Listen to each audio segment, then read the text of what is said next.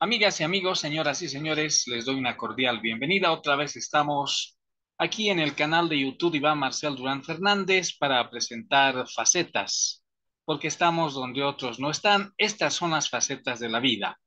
Y esta es la emisión correspondiente a este martes 25 de abril del año 2023. Un saludo especial para nuestros amigos y amigas suscriptores en Bolivia y en cualquier parte del mundo. Tenemos varias amistades.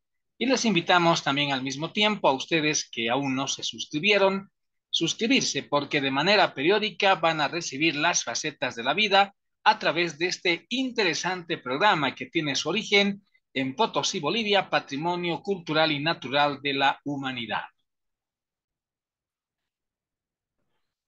Una de las atracciones, yo diría uno de los monumentos que tiene Potosí, por ser una ciudad antigua, una ciudad que se originó en la colonia bajo el yugo español, más o menos a partir de 1545, son las lagunas, que fueron construidas por órdenes expresas de los reyes, los virreyes de España, que tenían su jurisdicción en esta parte de lo que hoy es América del Sur. Las lagunas, que fueron construcciones, que fue una infraestructura destinada exclusivamente a proveer de agua básicamente a los ingenios de la ribera, a la actividad minera durante la colonia, por una parte, y por otra parte también destinados al consumo de la población. Fue prácticamente todo un proceso que se siguió para la construcción de varias lagunas. Y hoy Potosí aún continúa una parte de la ciudad en este siglo XXI, una parte de la ciudad continúa aprovisionándose de agua directamente de las pocas lagunas que quedan y que datan, como dije anteriormente, desde la colonia. A propósito de las lagunas, en el programa de hoy de Facetas, quiero destacar las crónicas potosinas del maestro y abogado Modesto Omiste Tinajeros. Y tengo en mis manos la obra que en el capítulo, o mejor, en la página 125, hace una excelente relación de lo que fueron las lagunas y fuentes acá en Potosí, desde 1574 hasta 1892, que es el año en el que fue escrita esta crónica que hoy voy a dar lectura, en la parte más importante, o yo diría interesante, que tiene relación cabalmente con el tema de las lagunas. La obra de Modesto Miste en esta parte comienza con una nota que el autor dirigió a la honorable municipalidad de Potosí. Fue una ofrenda del autor y esto ocurrió en abril de 1892. En esta nota, lo primero que destaca, señoras y señores de Facetas, es el origen de las lagunas. Luego, hace también una reminiscencia histórica, desde luego, acerca de la construcción, costo y dimensiones de las lagunas. Y para tener una idea a priori, voy a dar lectura a algunas líneas, algunos párrafos de este capítulo 2. Dice, una de las primeras lagunas que se construyó en Potosí fue en el año 1573 y fue la llamada Chalviri o Tabaco Ñuño, a expensas de la Caja Real en parte y de los mineros de Porco, capitán Illanes, capitán don Íñigo de Mendoza, de la Orden de Calatrava, don Sebastián de Arles y el contador Villafranca. Y la construcción de esta laguna de Chalviri duró aproximadamente 3 años. La laguna de Chalviri o Tabaco Ñuño fue destinada para dar movimiento con sus aguas a 4 ingenios que establecieron dichos mineros en aquellos parajes que han desaparecido y no existiendo hoy en ruinas, ni siquiera en ruinas. Bueno, esto es de 1892, esta relación. Imagínense, estamos en el 2023 y se entiende que ya ni siquiera existen las ruinas. Dice, los propietarios de la laguna de Chalvidi accedieron al aprovechamiento de las aguas con la única condición de que los mineros que las solicitaban construyesen a sus expensas 4 ingenios para ellos, como se hizo en efecto, en reemplazo de los que se fabricaron a inmediaciones de la laguna de Chalvidi.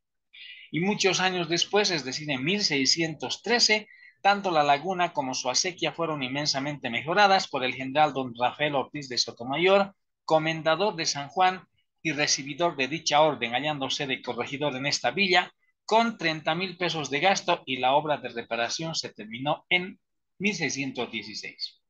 Otra laguna que es citada por Modesto Miste y que tiene su base en la relación del cronista Martínez y Vela, se llama la laguna de San Sebastián. Otra de las características que tiene, por ejemplo, en la laguna de Caricada y San Ildefonso, dice el cronista potosino, es que está fundada en un llano puesto entre unos riscos y encumbrados cerros. Y también destaca la capilla de San Ildefonso. Otra laguna para destacar, la laguna de San Pablo de la Reina, la laguna de San Pedro, llamada también Planilla, la laguna Muniza, Cruciza, Ulistía o Patos, y en la sección sur, a distancia de 5 leguas de la ciudad, hacia Patipati y Samasa, se encuentra la laguna de Huacani o Huancani. También esta relación histórica que hace Modesto Miste habla de otras lagunas de menor importancia y casi destruidas. La más de ellas, tales como Mazuni, Pisco, Cocha, Lobato, Illimani, San Fernando, San José, San Buenaventura, Llama, Micu, la provincia Santa Lucía y Candelaria, que no merecen descripción especial. El punto, el motivo principal del programa de hoy en Facetas, aquí en el canal de YouTube Iván Marcel Truán Fernández, es hacerles conocer de manera breve lo que ocurrió en el año de 1626. ¿Y saben qué? En ese año, Potosí se inundó porque reventaron los diques de las lagunas, en este caso de las de San Ildefonso, y la verdad fue un día muy, pero muy especial que ocurrió, reitero, en 1626. Deben saber que en esos años, especialmente en 1625, 1626, aquí en el Potosí colonial, la gente rica, la gente que tenía bastantes recursos económicos, tenía la costumbre de visitar de manera semanal las lagunas. Y en esta historia que refiere Modesto Miste, habla de un primer y un segundo domingo antes de la tragedia que enseguida voy a relatar. El primer domingo se contaron cuentos de ultratumba.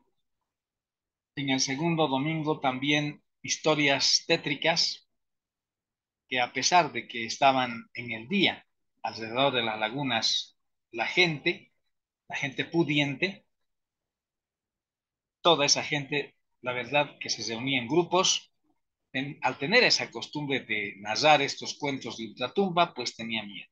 Era lógico. Pero ¿qué ocurrió en el tercer domingo de la cuaresma de ese año?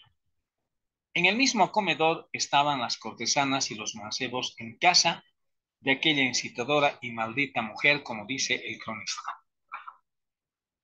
Por una de esas casualidades extrañas, la puerta de la calle se mandó a cerrar con llave. Era una casa muy cerca a la iglesia de San Francisco.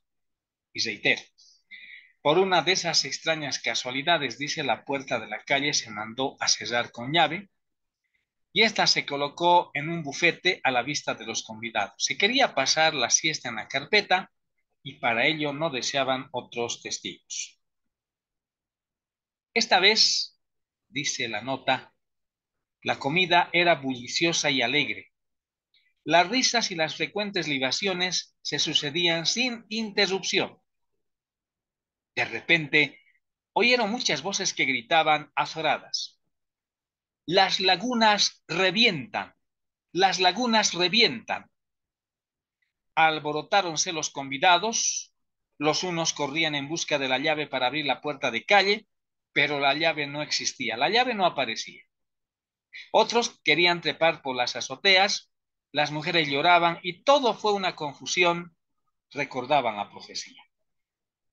No encontraron hacha para romper la puerta, ni escalas para salvar las paredes, y así transcurrían los minutos en una ansiedad terrible. Era la 1:30 de la tarde, hora de la siesta en aquella época, cuando se rompió un pedazo de la muralla del Karikari y corrió el agua como un torrente, produciendo un ruido pavoroso. ¡Misericordia, misericordia!, gritaban desde la calle. ¡Inundación, las lagunas han reventado!, era la voz que dominaba. No puede describirse la escena de espantosa desolación que ofreció aquella villa de Carlos V. 120 cabezas de ganado vieron ahogadas. Otro número casi similar de ingenios también quedaron arrasados. 58 cuadras donde habitaban los españoles quedaron asimismo arrasadas y 52 de indios. 4 millones se perdieron solamente en piñas y plata sellada y con el valor de las joyas pasaron de 8 millones. Perecieron poco menos de 4.000 vecinos de ambos sexos y edades, tanto españoles como los indígenas. La cortesana y sus invitados, que estaban en ese inmueble, de lo que hoy vendría a ser calle Nogales, les decía en esa época muy cerca a la iglesia de San Francisco, fueron arrastrados por aquel torrente, todos perecieron y no se encontraron ni sus cadáveres. En la esquina arriba de San Martín, dice, encontrábase reunida una familia en la pieza alta del edificio. Al extraño ruido del agua que descendía bramando con la rapidez de un torrente, arrastrando en su curso casas, hombres y animales, se asomó a la ventana una de las jóvenes de aquella familia. Jesús, Jesús, dijo, sabed que viene un gigante muy grande con una espada que parece fuego en la mano, y tras él viene un río. Aterrados todos se pusieron a orar, implorando la piedad divina. El torrente se llevó el edificio y perecieron 20 personas. El usurero del cuento del mendigo perdió su vida y toda su fortuna. Don Francisco Oyanume se ocupaba en dar de comer a 12 pobres, como tenía de costumbre todos los domingos. El agua inundó todo el edificio, pero Oyanume y los 12 pobres se salvaron refugiándose en una pieza de los altos. Don Íñigo de Cabrera daba también a la sazón de comer a los pobres y toda su casa fue derribada por la inundación, menos el cuarto donde él se encontraba. Allí salvó 600.000 reales de 8 el peso. Ningún daño hizo el agua en la iglesia de la parroquia de la Purísima Concepción. La iglesia y convento de San Francisco quedaron como una isla rodeadas de agua por todas partes. Imposible es imaginarse el terror que produjo en los habitantes de aquel torrente que descendía impetuoso y terrible sobre el plano inclinado de la villa. El pavor enmudecía el labio y la oración era la única esperanza, el solo consuelo. Está manifiesta hasta hoy, dice Martínez y Vela, a los moradores de Potosí, quizás para su escarmiento, aquella admirable zanja que abrió el agua de esta laguna cuando por pecados de esta villa hizo aquel estrago la divina justicia en la mejor parte de su población. Los gritos de los niños, los ayes de las mujeres, los lamentos de los hombres, los llantos de los indios formaban una confusión aterradora. Era una de esas escenas de terrible angustia que no pueden describirse. El torrente pasó abriendo zanja a que se refiere el historiador y apenas se derramaron de las lagunas 2/3 de agua. Si se hubiera roto toda la muralla, Potosí habría desaparecido. Después de este terrible suceso, se construyó la muralla con más solidez por medio de estribos de piedra. Si algo tiene de más fortaleza, dice Martínez y Vela, es algún estribo que tiene por la parte de dentro de piedra y cal, y que entonces castigó Dios a Potosí, abriendo la muralla fuerte con solas 2/3 de agua que salió. Y lo mismo puede hacer ahora en cualquier tiempo que los hombres irritasen la divina justicia. Y así vemos fabricada esta laguna por la industria humana y por manos de los mismos hombres, tiene Dios aparejado el azote de su justicia para cuando el desenfrenamiento de los habitantes de esta villa les obligue a que lo descargue sobre ellas. El siniestro recuerdo fue para los habitantes de Potosí esa terrible fecha, 15 de marzo del año de 1626. Y cuéntase que en las noches claras de luna se distinguían en las lagunas de Caricari los blancos fantasmas que se reunían para referirse sus cuitas y empezar su peregrinación nocturna, arrastrando sus largos sudarios. Después, precedidos por luces fantásticas, descendían cantando con fúnebres entonaciones por el mismo camino que tomaron las aguas en aquel día de luto y se esparcían luego por la villa imperial. Eran las almas de los muertos en aquella inundación que venían a implorar la caridad de los vivos para que las salvasen del tormento de la impenitencia por la oración y las ofrendas. Los indios veían a aquellos fantasmas como los vengadores de su largo martirio y en su supersticiosa credulidad recurrían a los exorcismos de sus adivinos para librarse de las visitas de las ánimas que penaban desde el siniestro marzo de 1626. Las viejas cerraban temblando las ventanas y colocaban las imágenes de los santos, entonando el rosario hasta que pasase la hora en que los fantasmas hacían su peregrinación. Los niños lloraban aterrados en aquella hora fatal. El viento de la noche traía al oído preocupado extrañas voces y raros cantares. Durante mucho tiempo los bordes de aquella zanja que abrió el agua se veían cubiertos de cruces, al pie de las cuales encendía luminarias la piedad supersticiosa de los parientes de los muertos. Nadie andaba de noche antes del viaje de los fantasmas en la dirección de las lagunas del Carical, y si alguno emprendía la marcha era después de la hora terrible, cuando suponían volvía el reino de las tinieblas y la paz a los espíritus vagabundos entretenidos en sus misteriosas coserillas. Antes de aquella hora, ninguno hubiera tenido valor para interrumpir las visiones, porque decían que las ánimas arrastraban a las lagunas a los que profanaban su conciliábulo sombrío. Allí ellas se contaban, porque el número de los espíritus disminuía a medida que las misas y las oraciones los rescataban de su pena y martirio, para volar a las eternas regiones de la luz. Tal es la leyenda potosí. Septiembre de 1865. Hasta ahí, señoras y señores, el relato original del cronista Martínez Orsúa y Vela, Arsanz Orsúa y Vela, y que tuvo a bien recopilar don Modesto Mister Tinajeros en las crónicas potosinas. Pienso yo, señoras y señores, que ese relato que acabo de ofrecerles es una parte muy pequeña de la historia de las lagunas y puentes de Potosí desde 1574 hasta 1896. Que es la fecha, o mejor, es el año límite, el año tope, en el que, por supuesto, Modesto Mister pudo escribir o recopilar mejor todas esas historias de la época colonial de Potosí. Espero sus criterios, espero sus opiniones al respecto, porque el tema de las lagunas es, quiera sea o no, un hecho apasionante. Porque la amplia descripción que hace Modesto Mister en sus crónicas potosinas no solamente se basa en cuántas lagunas hubieron en Potosí, cuántas subsisten, sino también cuál fue el costo de aquellas lagunas. Es necesario saber el costo que tuvieron, como también es importante saber el costo que tuvo la construcción de la Casa Nacional de Madrid. Pero ese es tema para otro programa de Facetas. Háganos conocer sus comentarios, porque la verdad, Potosí es una ciudad deslumbrante, es una ciudad de mucho campo cultural, sobre todo el histórico, como rezan las leyendas, las tradiciones, de ese Potosí colonial a partir de 1545. Así hemos llegado al final de esta presentación de facetas en el canal de YouTube Iván Marcel Durán Fernández. Agradezco de veras su sintonía.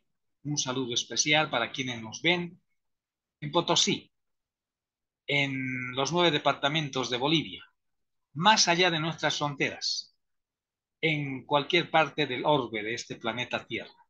Allí está Facetas, con las facetas de la vida, porque estamos donde otros no están.